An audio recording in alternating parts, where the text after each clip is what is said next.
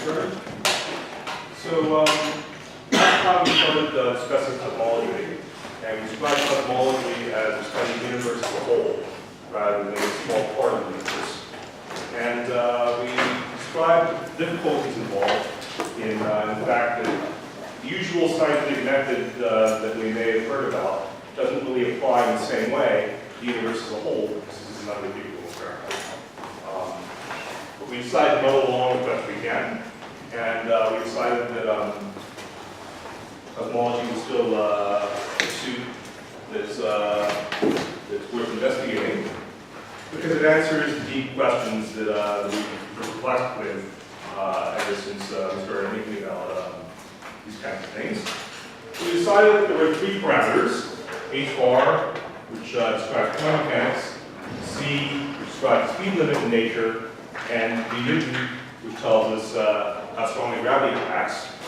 And we discussed how to organize different kinds of theories of physics we have in terms of turning on these three parameters.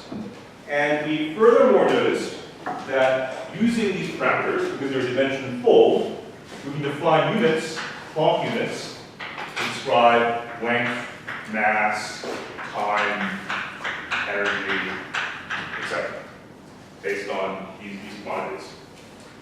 So now we want to see whether we can push these ideas further. So one of the things that you'll notice if you read a biography of any famous modern physicist is that they're presented with some problem that they hadn't heard about before, and they guess the answer. So it's sort of a magic trick when you see it up in a seminar or something, where you're describing some physics you've been working on for months. There's some guy in the audience in the back who tells you what the answer is going to be. But you know how it works. It's just dimensional analysis the end of the day. That's what people are doing in order to guess the answer. And it's a clever trick because 90% of the problems you've seen in physics so far, up to the pesky number, which is usually order 1, can be guessed. So once you master this trick, the right philosophy in doing physics, in doing research, is to find the interesting question. Because the actual calculation isn't that hard. You know what the answer is going to be. So I want to explore this trick and see whether we can apply it to various aspects of physics which you may not have encountered before. And we'll see how it applies in cosmology. So the trick basically is to know the units of things. Once you know the units of things, you know how things fit together. So for example, units of energy. Energy is measured in joules. 1 joule is a kilogram meter per second squared. So meter squared per second squared. So it's mass times length squared times time minus 2. Similarly, momentum is mass times velocity. That's mass times length times inverse time.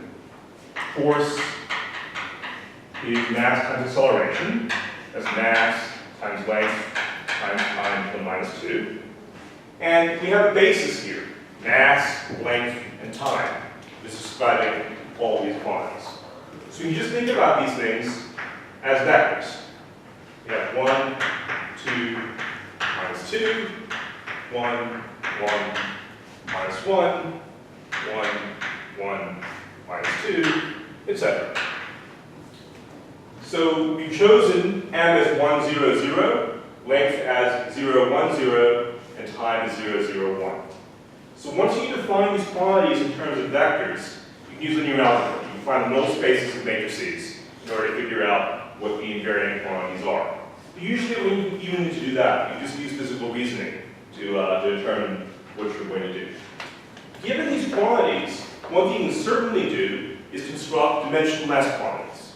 So if you had, you define, for example, pi e as energy to the minus 1 times mass, length squared, times to the minus 2.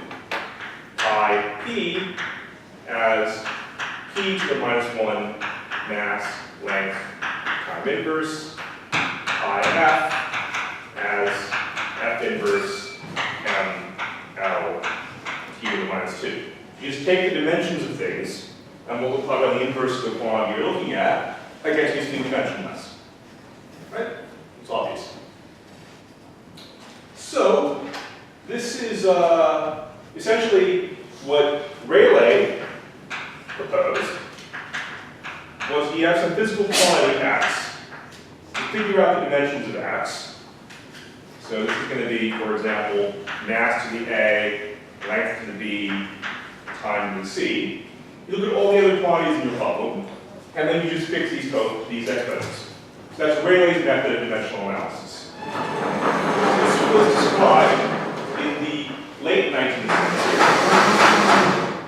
In the early 20th century, this fellow named Buckingham, who did nothing else, as far as I know, came up with a theorem. And the theorem is, it's called the pi theorem.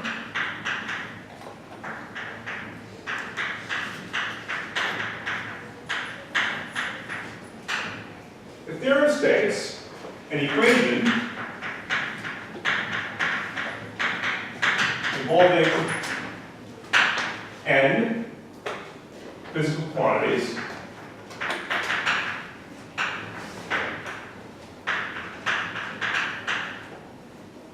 constructed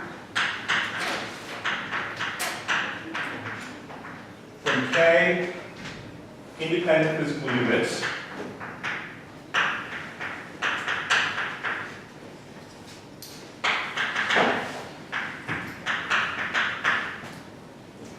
may be expressed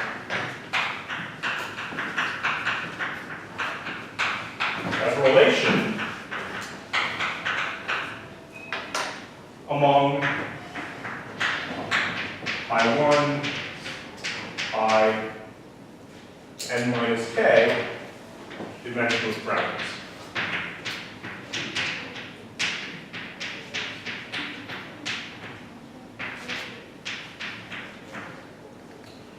So he claims then, according to this theorem, the laws of physics are of the form phi, pi1, dot, dot, dot, pi, n minus k equals 0. So for example, you would write Newton's second law as F over ma minus 1 equals 0. Now this looks completely silly, but it turns out that thinking about physical laws in this way is a very useful way of guessing what the physical law should be. Okay? That's what we'll try to do.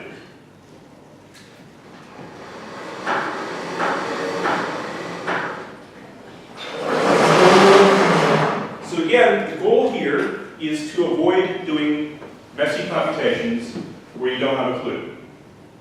The better thing to do is to do a messy computation once you know what the answer is going to look like.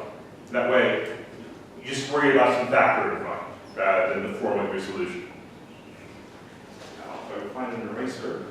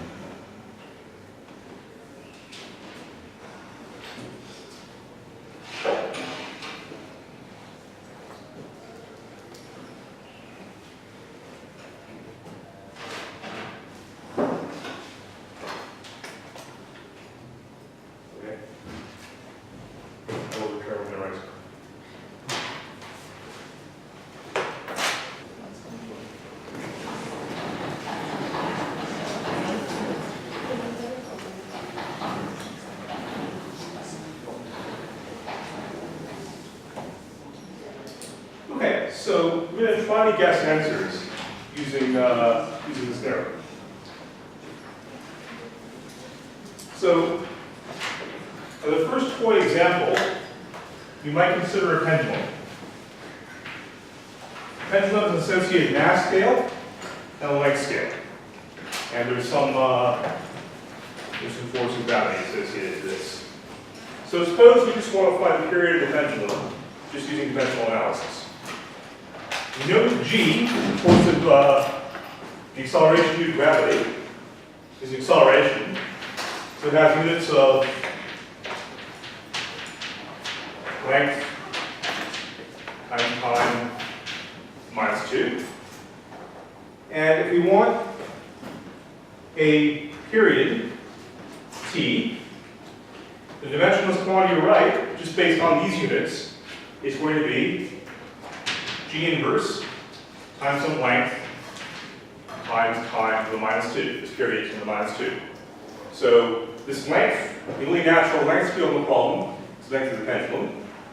And the only natural period is what we're after, and there's g. So the mass doesn't matter, which we expect for it.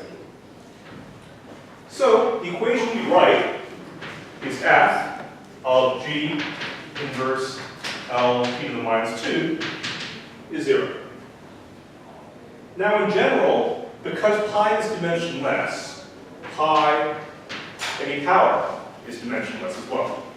So you can imagine this equation being some complicated function of this dimensionless quantity. Okay. So maybe it's the case that f of pi is pi to some number beta times some series expansion, n equals 0 to infinity to the coefficients, and pi to various powers. You can imagine this being a general form of the solution if it is a series expansion. What ends up happening in physics, though, for reasons that are ultimately related to philosophy rather than physics, is that nature picks a simple solution. So typically, Occam's razor, which is a good rule of thumb in many cases, says that the answer, f of pi, is either, it's often the case, the equation you're after is pi minus c equals 0, or pi inverse minus c equals 0. And that's just because you don't know a priori whether the dimensionless quantity you're looking at is pi or 1 over pi. But oftentimes, the answer you're looking for is of this form. Or at least this is a very good approximation to the answer. Maybe there's a series expansion that is a better approximation to the answer, but as a first guess, this is good enough. So in our case, if we have an equation like this, generically there'll be n roots. But we'll just assume there's one root, and the equation then is just g inverse L t to the minus 2 minus some constant equals 0. So it's of this form, f over ma minus 1 equals 0. So if you look at this equation and you solve for t is going to be L over Cg to the 1/2, where c is just some constant you can't figure out. So the answer is going to be proportional to the square root of L over g, which is what turns out to be the case for a pendulum moving in small angles. So the fact that 1 over root c is 2 pi is not something you can figure out by dimensional analysis. This is a number you actually need to solve for, but you know the form of the answer. Okay? This might seem a very elaborate way of doing a very simple physics problem, and that's absolutely correct. But you can imagine problems that are more complicated, problems for which you don't really know what the answer should be, and using this kind of trick in order to make some progress. So as an illustration of that, I'm going to tell you about black hole physics. Okay, so black holes are solutions to general relativity, and there's some of the first solutions people wrote down. And for a long time, the definition of a black hole in classical physics simply was that a black hole is an object from which, once you pass what's called the event horizon, nothing can escape. So in order to escape the event horizon, you need to exceed the speed of light, which is just allowed by the laws of physics. But in the 1970s, Hawking started investigating the quantum physics of black holes. So we have some black hole geometry. This is the event horizon. And classically, general relativity, once you cross, you can't get back. So it's a doorway through which you can enter, but you can't leave. imagine that there was a quantum process that was happening in the black hole horizon. And quantum mechanics tells us that the vacuum in quantum field theory is dynamic. So you can imagine the uncertainty principle saying that delta E delta T is a order H bar. You can imagine for very, very short periods of time, delta T, large fluctuations in energy.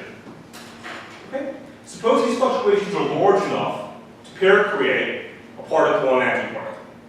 That can happen in quantum field theory.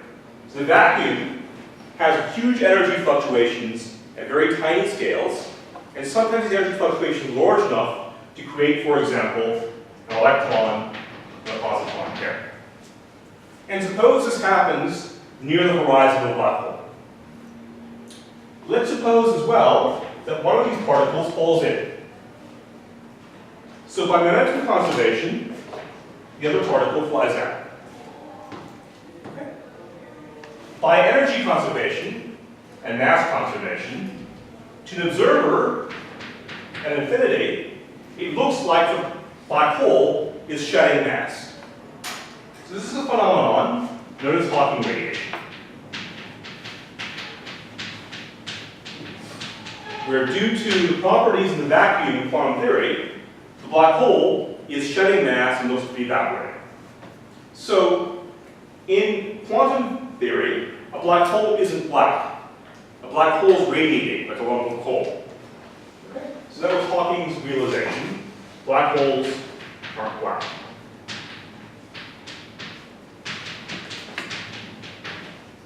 They radiate.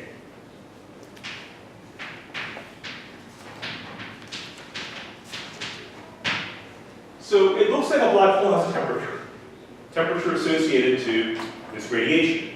And typically radiation falls what's called the black body spectrum. Black body spectrum says if you look at the energy of the frequency compared to, well, look at the number of particles, say, as a function of the frequency, the curve ends up looking like this. We'll see more about this curve next time, but there's some peak, and associated to this peak, there's a temperature. The details don't matter. Okay, so I'm going to solve for this temperature using dimensional analysis. That way, you can see the power of these ideas in that there's a question that you may not understand, but you can guess the answer pretty convincingly. So, we're talking about a black hole. So we know the black hole is an object of gravity. So we expect the Newton constant to play a role. We're talking about some quantum physical effect. So we expect H bar to play a role as well. And because this is a black hole, by its very definition, it invokes the idea of the speed of light. So you expect all these parameters to play a role in assessing this problem. We're looking for temperature.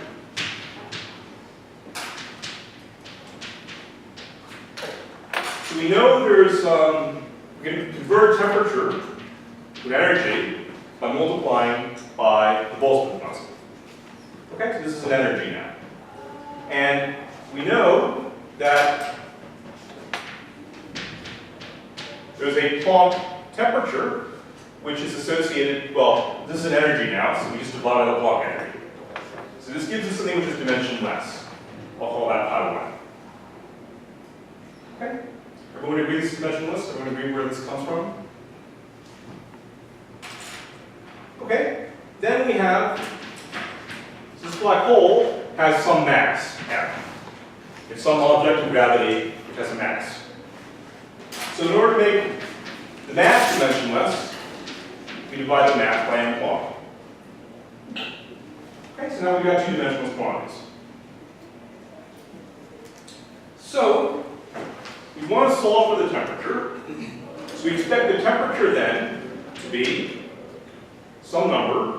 So we'll say proportional to mp c squared over k Boltzmann.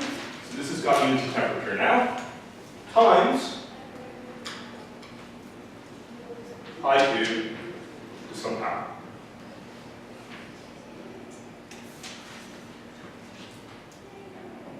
or maybe some series expansion. Let's take the simplest answer. So let's plug in for M Planck. M Planck is square root h bar c over g Newton, and then we have c squared over kb, and then we have pi 2, which is mass divided by M Planck. This is square root g Newton over h bar c raised to some power a. So this idea of temperature really required quantum mechanics. There was no way around it. This radiation from the black hole is a quantum physical effect. So because it involves quantum mechanics, if we set h bar to 0, we expect the effect to go away, because it's quantum. So we want h bar here to be the numerator. So let's just guess that a is -1 using this idea. Yeah?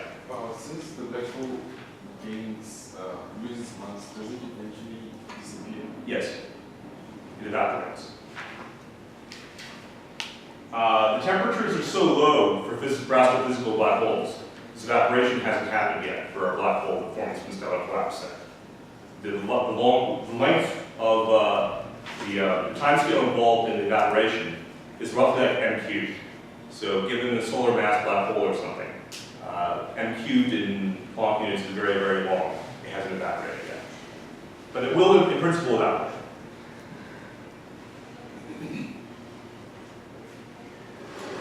Okay, so because we want this h bar in the numerator, we'll just take a to the -1. So then this implies the temperature is proportional to h bar c. So this h bar c moves up. There's a square root here. There's another square root here. C squared here, so it becomes h bar c cubed. The g Newton is the denominator. The mass is the denominator now. And the kb is the denominator. It turns out that's the answer, up to a factor of 1 over 8 pi.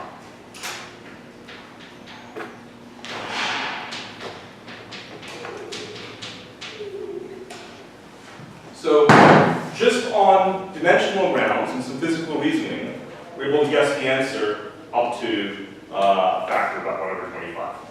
That's not bad. Especially since we didn't really think about this problem.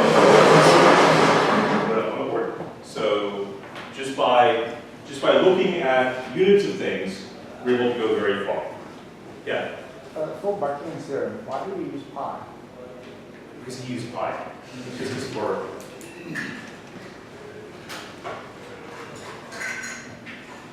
now we're back to this.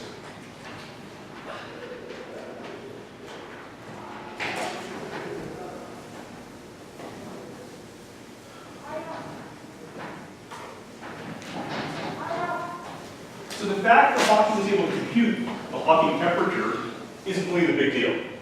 The big deal is that Hawking asked the question, what is the temperature of a black hole? That's the difficult part. This actual calculation is not that hard.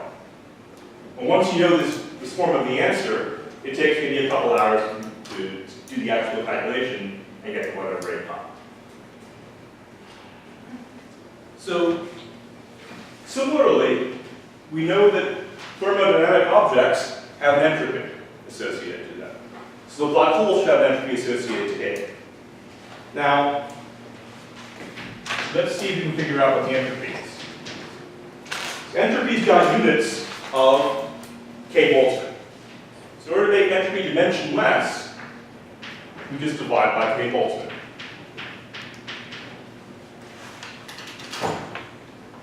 We also know that the entropy is associated to the physics of the radiation. And the radiation is happening near the horizon of the black hole. So the horizon has an area, and this area, in order to make this dimensionless, what do we do? What are the units of area? So what do we know with units of length squared?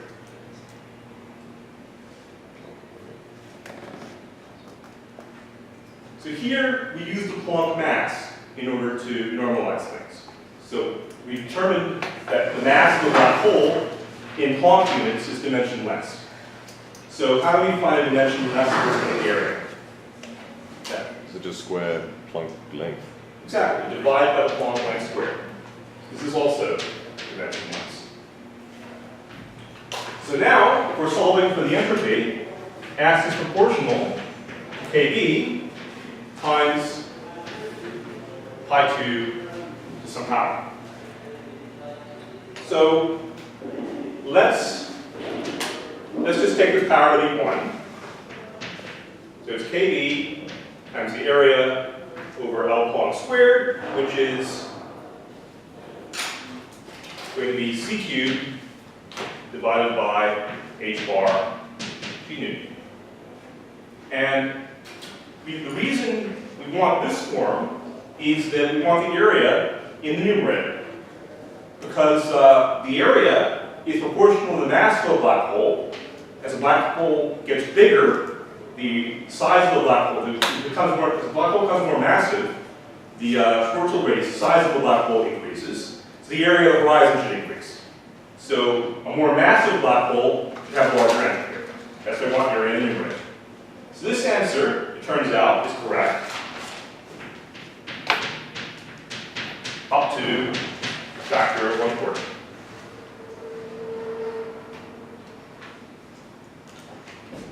So essentially, we're able to do a lot of physics just by pure guesswork. And we're mostly right most of the time. Okay. So this is a useful skill to cultivate, in that if you're looking at a problem in physics, just knowing what form of the answer is means that you're most likely to be right. Okay.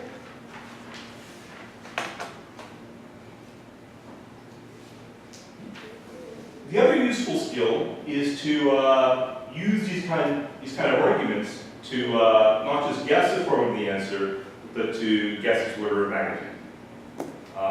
Once you can, so the exercises on the tutorial are more geared toward getting the orders of magnitude right.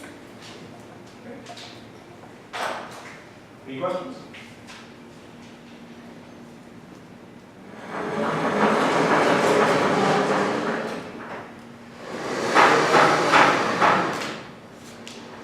Okay, so that's mostly what I want to say content-wise in this first week. But I also want to, for cultural reasons, discuss the history of the subject, so that you know that it's a subject that's in active investigation and active process of being discovered, and that there is really no final answer to what cosmology really tells us, at least as far as certain deep questions are concerned. So this is not going to be any exam relevant, it's just purely cultural to describe what's going on.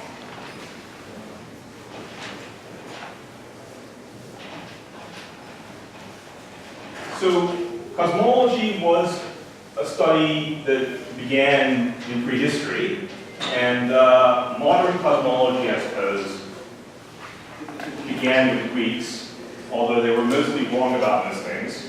So I won't really talk too much about the ancients, but I'll discuss modern cosmology. So modern cosmology began roughly in 1543.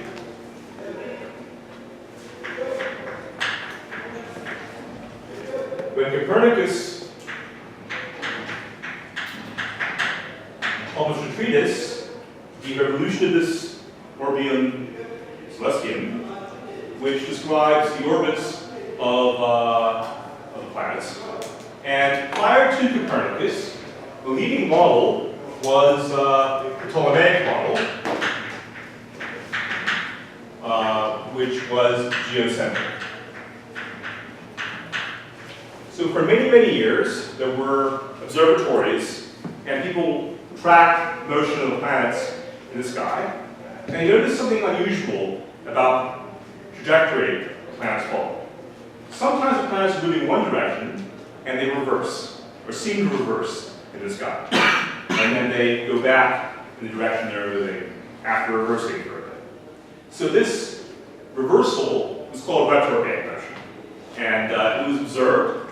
And the way that the Ptolemaic model fixed or accounted for retrograde motion was that the Earth was the center of the universe. You have some orbit. And on top of the orbit, you put another circle. So this is called an epicycle. So the planet is moving along like this. It goes up like this. And then it appears to go backward. And then it goes forward again. So that's how the model described these planetary orbits. You have these epicycles built in order to explain retrograde motion. If you take more and more precise measurements, it turns out that in order to account for the actual motion, you need to put epicycles on top of epicycles. It's a very complicated theory, but people built what are called oraries, which are models of the solar system with gears. And they included these epicycles in order to account for the motion of the planets. So if you go to some big observatory, for example, the observatories in Denmark are still rather well preserved, you can find these actual devices where you have epicycles built on epicycles, these massive clockwork solar systems that describe the motion of the planets. And these were the things that people used to make theories, the models, and compare it to observations. So Copernicus comes along, and he says a better model is to put the sun at the center and put the planets in orbits around the sun. So you move from heliocentrism we moved from geocentrism to heliocentrism. It turned out that Copernicus's orbits were also circles. Because they were also circles, there are minor discrepancies between this model's prediction of where the planets were and their actual positions in the sky. So of course, the thing to do is to put epicycles on it, and that fixed these discrepancies. So Copernicus' model really was no simpler than Ptolemy's model. It also required these epicycles. So the actual solution to getting rid of epicycles didn't really come until 70 years later, when Kepler realized that the orbits weren't circles, they were ellipses, and that fixed the problem completely. So prior to that, there were other people who note. In 1576, a fellow named Thomas Digges was an astronomer in England. So the way these models were constructed, there were all these cycles, all these planetary orbits, and very, very far away, there was a distant sphere with the stars, a celestial sphere they called it. Similarly here, there was a celestial sphere with the stars. So what Thomas Digges suggested was to replace the celestial sphere with a star-filled universe.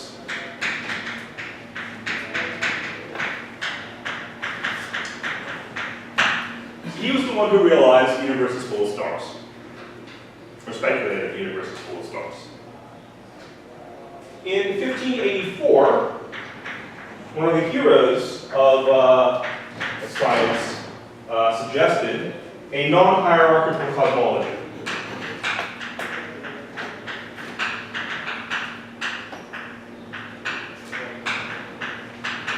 So instead of thinking about the Earth and the Sun as the center of the universe, Giordano Bruno proposed the Sun was just a star.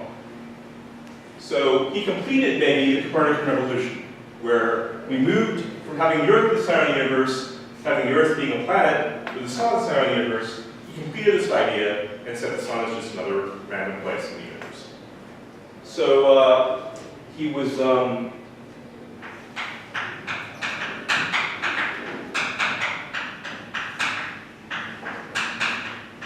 burned at the stake for heresy. In 1609, Kepler proposes ellipsis, and he corrected the Copernican model, and his model with these ellipses reproduced the actual motion of planets in the sky. So that was making progress, but these were phenomenological laws, they call them.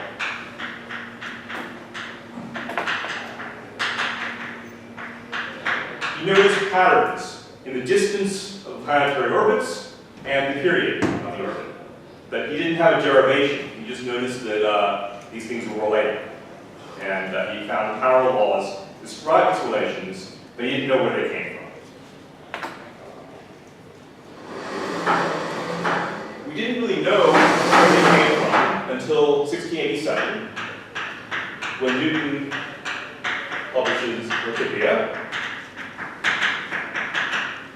which is the beginning of modern physics. So after Newton, a lot of the subject of celestial mechanics was just studying the idea of gravity and planetary orbits in a more sophisticated way. So especially the French school,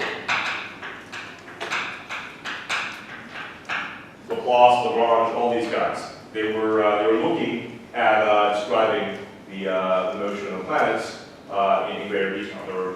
The physics textbooks of the day were called celestial mechanics, and they were books that explored, for example, using Lagrangians and Hamiltonians and all these things, describing the motion of the planets. Around this time, new objects are being discovered as well. So, for example, in this tradition, people looked at perturbations in Uranus's orbit that predicted Neptune. So that's all part of this tradition of looking at where the planets are. So the next observation, we'll discuss this in greater detail next week, was an observation that Olbers made, which suggested a paradox. So Olbers thought if you looked up in the sky, eventually, because the universe is infinite, you'll run into a star. So you should be seeing light from stars at night, and every line of sight should end on a star. So the night sky should be infinitely bright. That was the conclusion that Olbers made. So in 1826, Olbers' paradox was, why isn't night, or day for that matter, infinitely bright?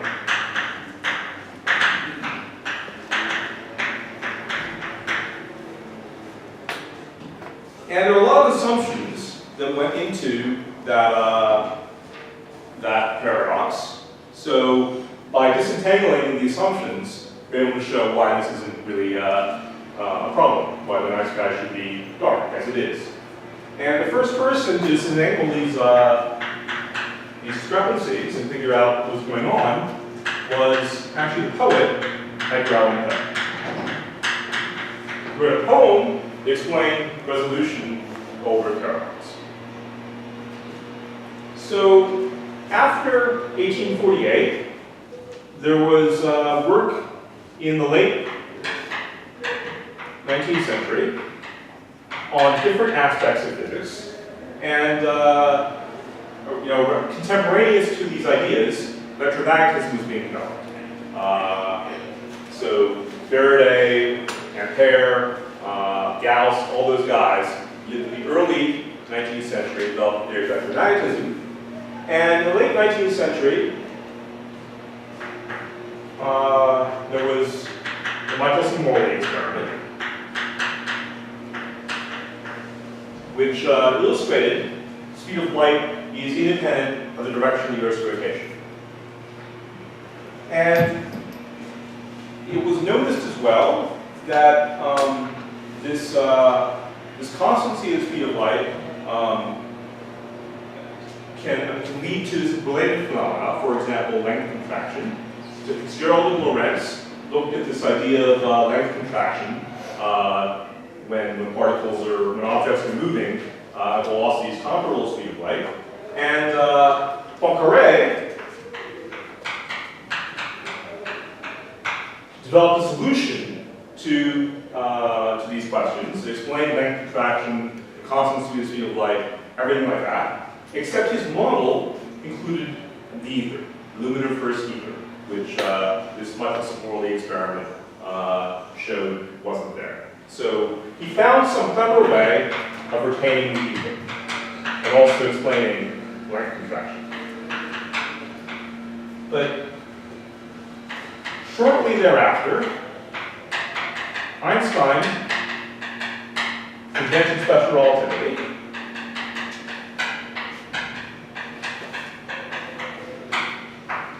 And he didn't require the ether. So his model won out just by simplicity. Occam's razor says that when you have unnecessary hypotheses, that model is probably wrong. So 1905 was one of the miracle years in physics. Not only did Einstein invent special relativity, he also wrote a paper which explained theory of atoms. It explained Brownian motion. And he wrote a paper on the photoelectric effect, which explained some phenomena in quantum mechanics. There's a paper on the photoelectric effect for which Einstein won a Nobel Prize many years later. So special relativity, general relativity, the existence of atoms, they weren't Nobel worthy back then. In 1915, Einstein again developed the general theory of relativity, which explained gravity in its moderate guise. So, along with the so celestial mechanics has never died. That field of science is still going strong. It's called planetary astronomy these days, but it's the same subject. When you're looking at Mercury's orbit, you again notice perturbations in where the orbit should be and where the planet actually was in the sky, according to the theory.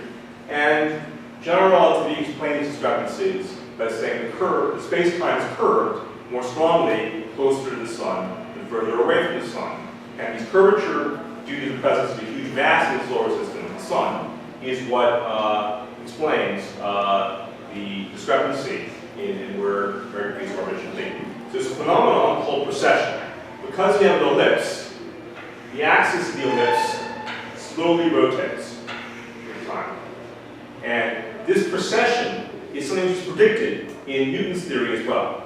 It's just the measurement of the precession effect in Newton's theory didn't match the actual effect in the sky. So because the sun distorts space-time more strongly close to it, this precession happens faster near the sun. That explains what's happening in general relativity.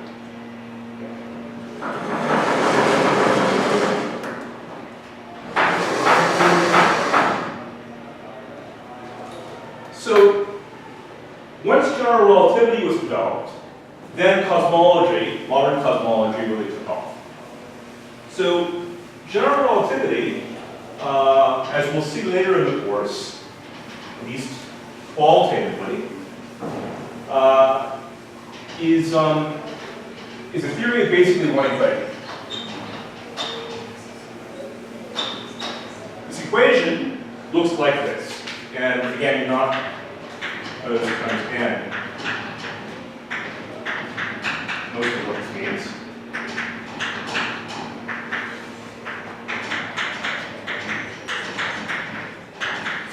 So this is a definition.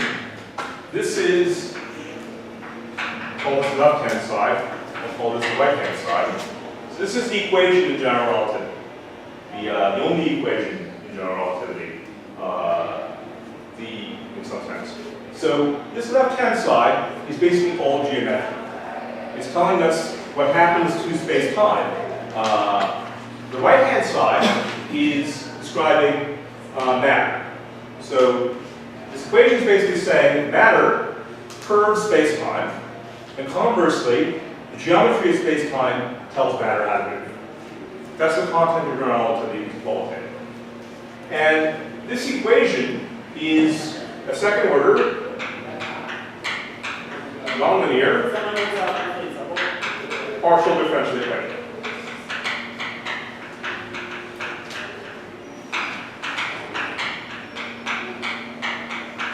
With very rare exceptions, to this day, the best technique for solving a second order nonlinear partial differential equation is guessing the answer in general numbers. So when Einstein was constructing solutions to his equation, he basically had one solution in 1915. This solution was empty flat space. So it wasn't really, well, flat space with small perturbations, as we've got Einstein.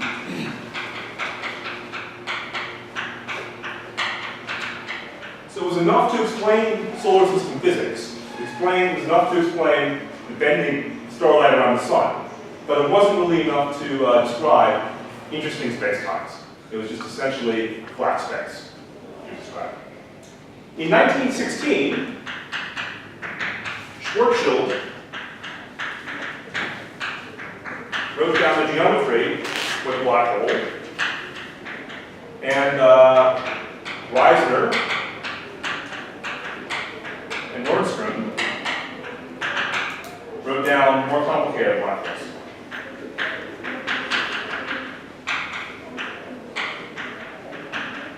So after 1916, black hole physics took off. In 1917,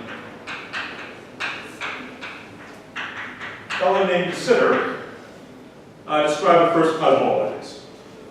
So these were isotropic, static cosmologies.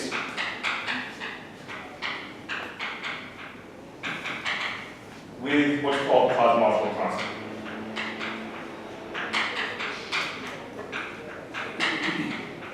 So these were the first interesting solutions to the perspective of cosmology to the Einstein equations. Today, we think we live in one of these universes. So the best approximation to our universe is a universe called the Sitter space. So we're studying essentially a metric for a space-time written down in 1917 today. We're studying cosmology of the current universe. In 1920, there was a big debate in astronomy. It's called the Shapley-Curtis debate. Both Shapley and Curtis are largely forgotten today, but it was a big deal back then. So Shapley argued that if you look in the sky and you look at a telescope, you see these things called nebulae. And Shapley argued that distant nebulae. So, for example, before 1920, the Andromeda galaxy was called a nebula. So he argued that distant nebulae like Andromeda were in the Milky Way.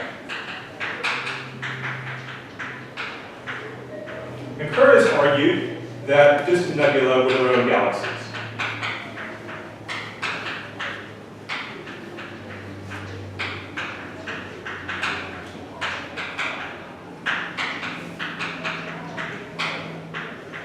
So again, just like Giordano Bruno was able to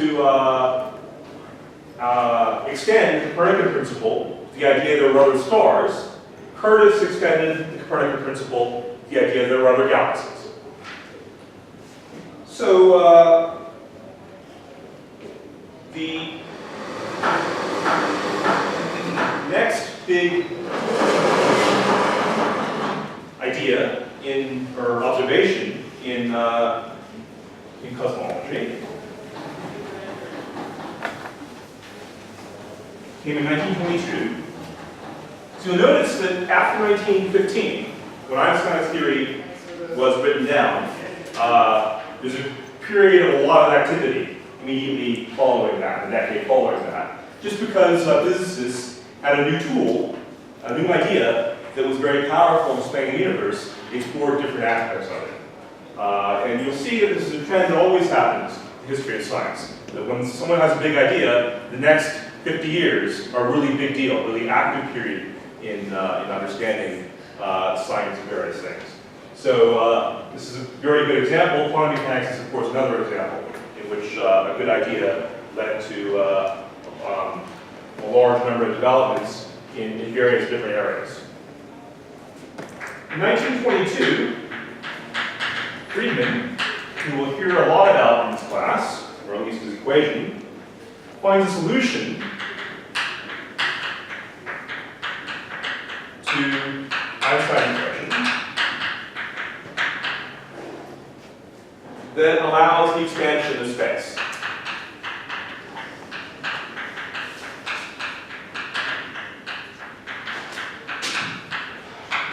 So this solution says the universe isn't static. And in general, solutions to the Einstein equation won't be static. So Einstein invented the cosmological constant. At the time, he called it his biggest blunder when it was found the universe is in fact expanding, because he invented his cosmological constant to keep the universe static and prevent it from expanding. So he introduced the fudge parameter into the Einstein equation. The fudge parameter was something which looks like plus lambda gmn. So he just introduced a constant term, basically, into the right-hand side of the Einstein equation. This constant term enabled the universe to just be static and not change in time. So the biggest blunder became evident in 1924 when Hubble, who we'll discuss next week, measures the expansion of the universe.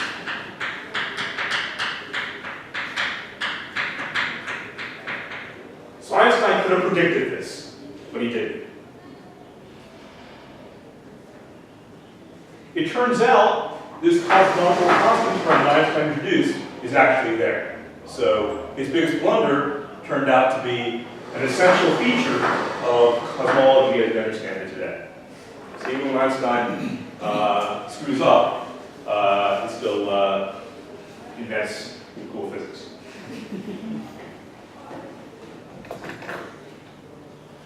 In 1933, Milne formulates the cosmological principle.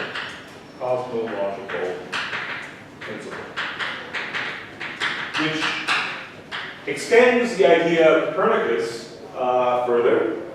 And the idea is that viewed on sufficiently large scales,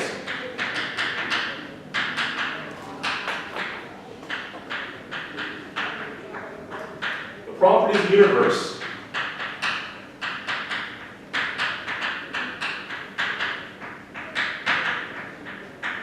are the same for all observers. So, one of the interesting and fun things about physics and mathematics, in my view, is that you can imagine, for example, life somewhere else in the cosmos. They're going to be describing the same physics and the same mathematics that we are. This is really the only subjects for which this will be true. You can imagine, for example, life being composed, instead of being built out of carbon, being built out of silicon or built out of other things, other metals. You can imagine that instead of having iron being the key element in blood, you can imagine manganese being that element. You can imagine lots of different things in the universe. You can imagine life being very, very dissimilar to life on Earth. But physics is the same. And this idea, the cosmological principle, is that when you have some astronomer anywhere in the cosmos looking up at the sky, they'll discover exactly the same physics. So the universe is the same for everyone, and we see the exact same things. So this crystallizes the idea that Earth has no privileged place in the cosmos.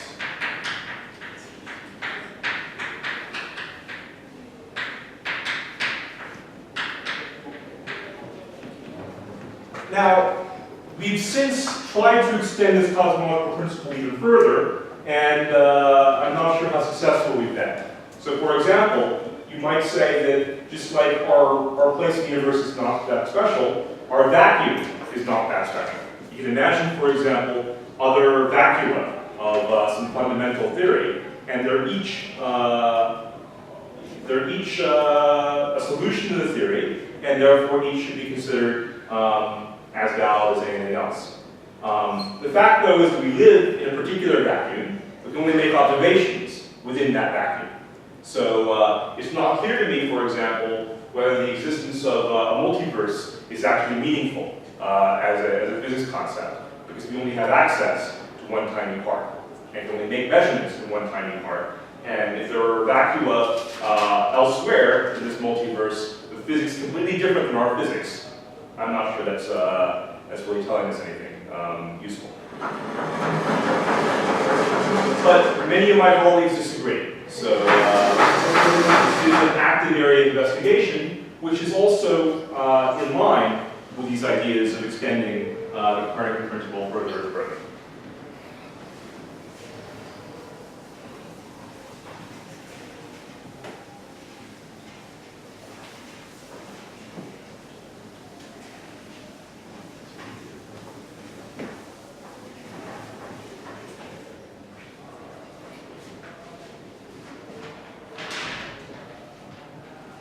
Okay, so we're in 1933.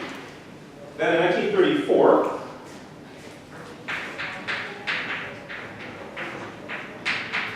French mathematician Lemaitre says the cosmological constant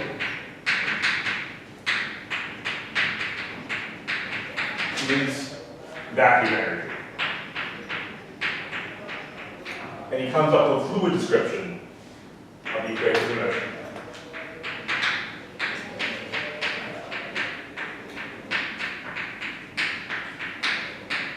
And we'll see what this fluid description means in a few weeks.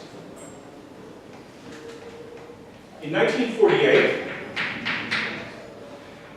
there were two guys, Alpha and Gamow. So Gamow was a famous nuclear physicist, and Alpha was a student. And they wrote a paper on the origin of the chemical elements.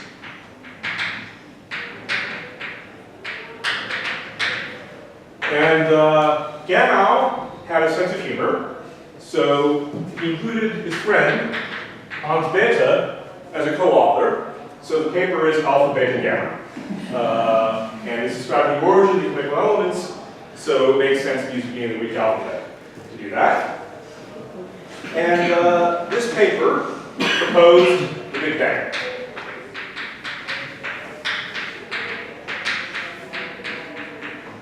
So when I was a student, Hans Bethe gave a colloquium once that I went to. Hans Bethe was in charge of the physics part of the Manhattan Project. He was a German expat immigrant in the United States. And he spoke with a thick German accent throughout all his life. So I remember him starting his colloquium by saying in a very, very thick German accent, "I will tell you how I built the bomb." And then he proceeded to tell us how he built the bomb.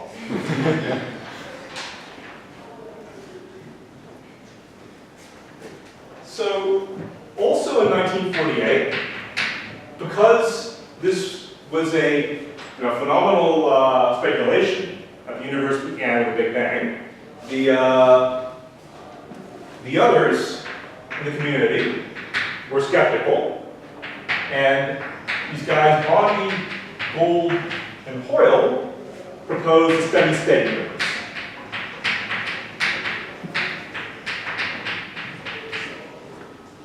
So the universe is expanding in the steady-state universe, but it's unchanging.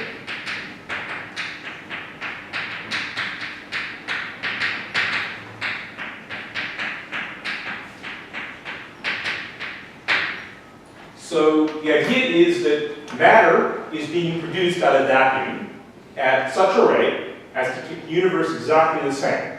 while it expands. So this, is of course a violation of conservation of energy, conservation of mass, and all these other things. But the amount of failure of conservation of energy is so small that you can't really measure it. So it's not excluded by the experiment. So they just proposed this idea in order to keep the universe unchanged.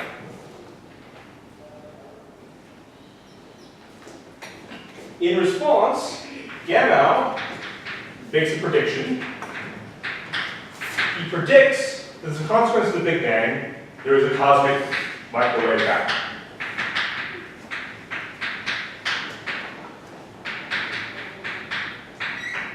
If there was a Big Bang, the universe is much smaller and much denser in the past, and therefore be much hotter. So the remnants of that heat should be observable in the sky. So Gamow predicts that this is observable in the sky. So in 1965, Penzias and Wilson, they've got a telescope. They're working for AT&T, the phone company, and they were looking at aspects of essentially satellites. They were tracking satellites in the sky. They noticed there was a hum when they pointed their telescope, whichever way they pointed it. And they thought that maybe there were bird droppings in their telescope. They spent some time cleaning the telescope of bird shit. And they found that the hum didn't go away. And this was the discovery of this cosmic microwave background predicted by Gamow. And they wanted to applause for that. So they were just lucky in the sense they were pointing the telescope at the right place, and they noticed, well, they could point it anywhere, they just pointed the telescope and noticed there was this hum. And it was a new discovery in physics, so you get credit for that. In 1966, Hawking and George Ellis is at UCT these days, suggested that any plausible cosmology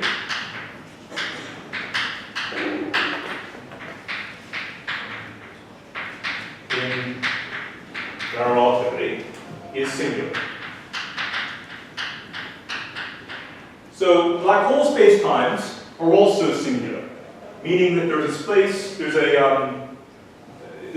the metric of the spacetime, of the geometry, where curvatures become infinite.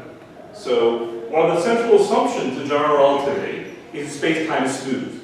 Because spacetime is smooth, we can describe spacetime using tools from differential geometry. That assumption breaks down in the singularity. Spacetime is no longer smooth, the curvatures are infinite. So Hawking and Ellis say that any cosmology will have a singularity somewhere. This singularity is identified as Big Bang. Although we don't really know what the physics of the singularity is, because our theories are inadequate to describe this. In 1969, Charlie Misner, guy who taught me GR actually, suggested the horizon problem. The horizon problem is that different regions of the universe that don't look to be in causal contact look the same. So that's what I mean when I say you look at the sky that way, the sky over there, as far back as you can see, the cosmic microwave background is as far back as you can see, that looks the same, irrespective of which way you look. So light from that end of the universe could not have traveled to that end of the universe within the lifetime of the universe. So how do they know they look the same? That's the horizon problem. Dickey, same year, proposed a different problem. It's called the flatness problem.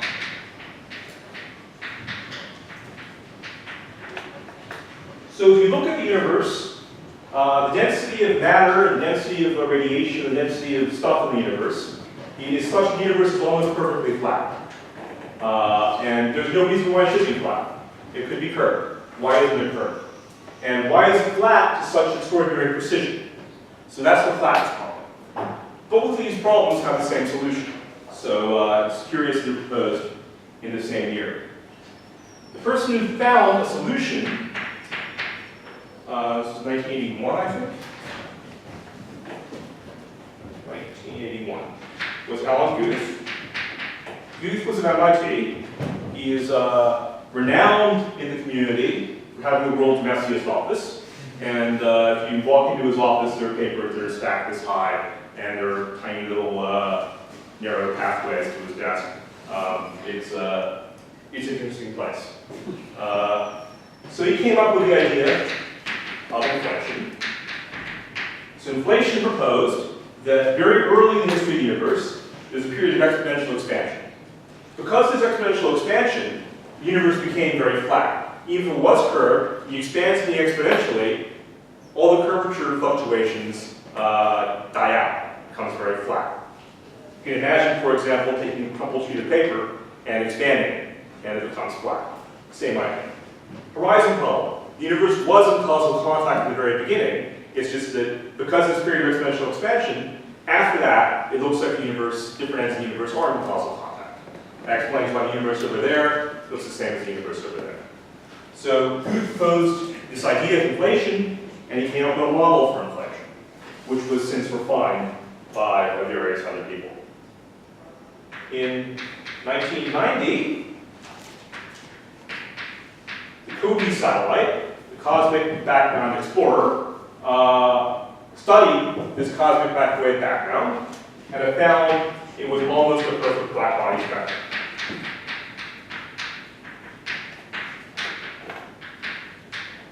And the principles involved in the COBE experiment also won a Nobel Prize for their work. In 1998, this was happening now when I was a graduate student. In 1998, Rees and Perlmutter, who subsequently also won a Nobel Prize, had experiments that looked at supernovae. So supernovae are regarded as standard candles. So certain supernovae processes occur, for example, when you have, say, a white dwarf and a companion star in the solar system, a binary system. So the white dwarf is often a heavy object, and the star, which is accompanying it, like the sun, is much lighter. What happens is the gas from the sun is deposited on the white dwarf. Eventually, the white dwarf requires some critical mass, and it explodes. And this explosion is a supernova, and this explosion we expect, because the laws of physics are the same everywhere in the universe, leads to something which is as bright wherever it happens. So it's a standard candle. We know how bright it should be, so when we see these supernova, we're able to tell, based on how bright it looks, how far away the object is. Okay? So we assess where the supernova is, and we determine how bright it is compared to how bright it should be. And we know the universe is expanding, so because of the expansion of the universe, the further away the supernova is, simply because of expansion, it should be a bit dimmer, because the universe is expanding, and the supernova is further away due to the expansion. So the thing these guys found was it's even dimmer than that. It's dimmer than expected even when you account for the expansion, because the expansion of the universe today is accelerating. The universe is expanding faster and faster now. That's weird. If you think about a Big Bang, you should expect, if you think about an ordinary explosion, when the explosion happens, as you get further and further away after the explosion, things will slow down. That's not what's happening here. The universe is speeding up. So, that presents a new question. And since then, people have been studying different explanations for this. In 2003 and 2012, there was an experiment called, a satellite called WMAP, the Wilkinson Microwave Astronomy or Astrophysical Probe. And this mapped out the CMB to to greater and greater precision. And subsequent to that, in 2015, there was a satellite called Planck of the European Space Agency, which did the same.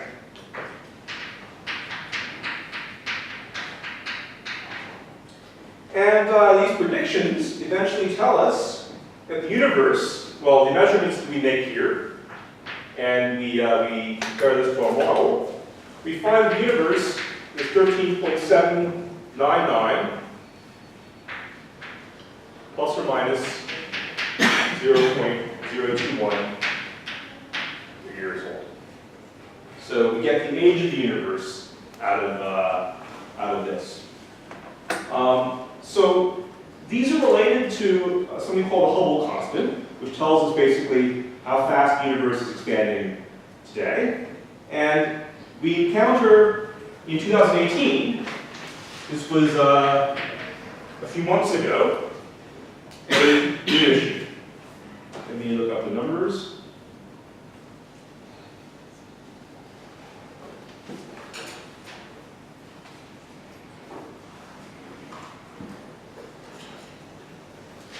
So, in 2018, there was an experiment by the Hubble Space Telescope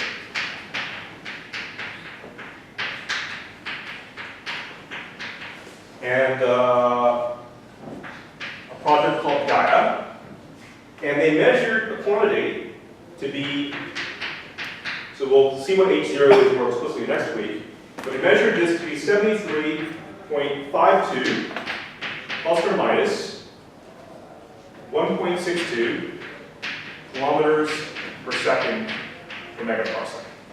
This is basically telling us how fast the universe is expanding. There's a wall that says V is h0 times r. So r is the distance to the object. V is its velocity, the velocity with which it's moving away from us. h0 is a constant of proportionality between the two. So this experiment, Hubble Space Telescope, these guys observed and they calculated that their observations are consistent with this value of h0. Previously, the Planck experiment, just a few years before, also found a value for h0. This value is 67.74 plus or minus 0.46 kilometers per second per megaparsec. So these two numbers don't agree. So we have a new puzzle to explain. Why don't these numbers agree? Which one is right? Are there systematic errors in these measurements? Are there errors in the models we have? Why don't these numbers agree?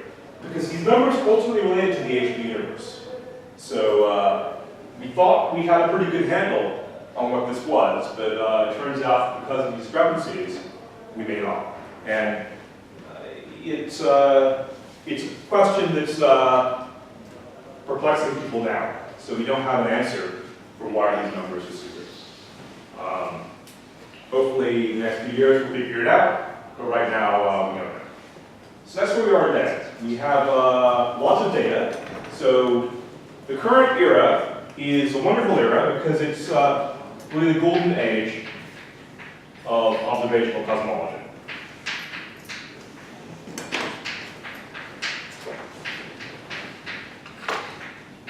So today, if you're, if I was recommending what subject someone would want to study, where they may discover something which is really fundamental and important, cosmology would be one of those areas because there's so much data now. When I was a student, we just had data from COBE, which essentially verified models that were predicted in the 1960s. So it was really not that exciting a period until these observations came around and suggesting we don't understand certain aspects of cosmology. Why is the universe expanding today at a much faster rate than it was in the past?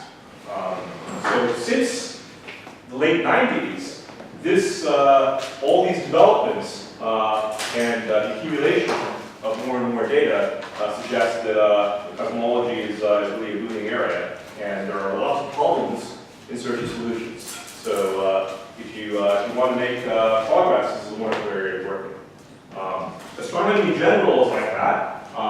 So with the SKA, Square Kilometer Array, we'll also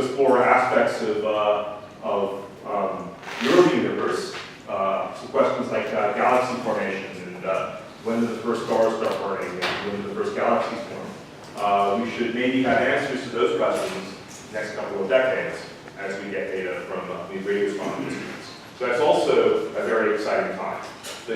It's a matter of personal prejudice at the end, but I think these questions are more interesting than the questions that SKA will address. But again, if you ask radio astronomers, they'll tell me I'm wrong.